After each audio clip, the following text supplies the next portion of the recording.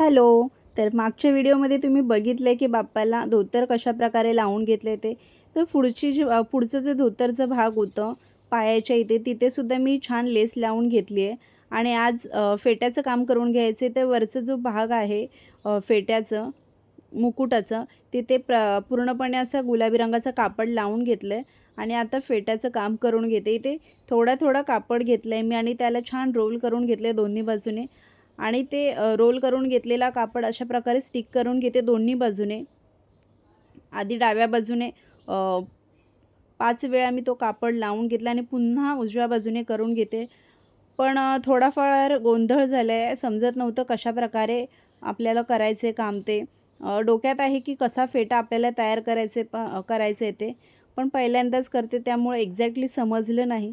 त्यामुळे थोडा गोंधळसुद्धा उडालेला आहे. तर व्हिडिओच्या शेवटला दिसेल मी कसं काय फेटा तयार केलं आहे ते. तर मला सांगा फेटा आणि धोतर कशाप्रकारे बाप्पाला दिसतोय ते. आणि नेक्स्ट व्हिडिओमध्ये पुन्हा भेटूया. चलो बाय.